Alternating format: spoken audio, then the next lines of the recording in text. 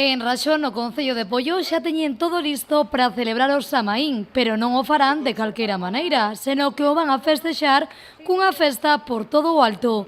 Un agosto que comezará ás 9 da noite, que contará coa actuación de DJs e coa actuación tamén da Orquesta Panorama a partir das 11 da noite. Unha cita que ten como fin agradecer o compromiso dos veciños e hostaleiros co club de fútbol desta localidade. Bueno, el objetivo de la misma es dinamizar un poco Raxó, colocarlo en el mapa un poco, ¿no? Si Panorama ha estado en Combarro o ha estado en San Senso, ¿por qué no iba a estar en Raxó? Entonces, bueno, la organización ha sido bastante compleja, ha habido que involucrar eso, pues no solo hosteleros de Raxó, sino de Pollo, San Senso, Pontevedra, toda la comarca, ¿no? Y se han volcado. Entonces, bueno, tenemos una junta directiva bastante trabajadora, muy trabajadora, y además ha sido a contrarreloj, o sea, lo decidimos hace un mes y una semana, y ha sido un mes de no parar.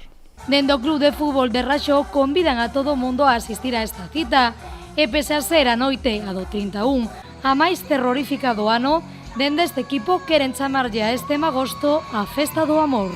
Es la noche de Halloween, sabéis que es la fiesta del terror, pero que creemos que esta fiesta de Panorama sea todo lo contrario, sea la fiesta del amor para la juventud.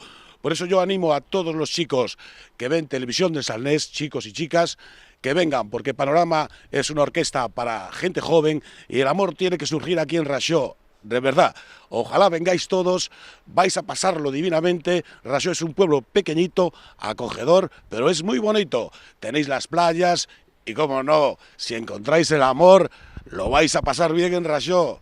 Así que xa o saben, se queren pasar un Samaín divertido e marchoso, teñen unha cita no Concello de Pollo na parroquia de Raxó o vindeiro 31 de outubro a partir das 9 da noite e dende as 11 a actuación da Orquestra Panorama.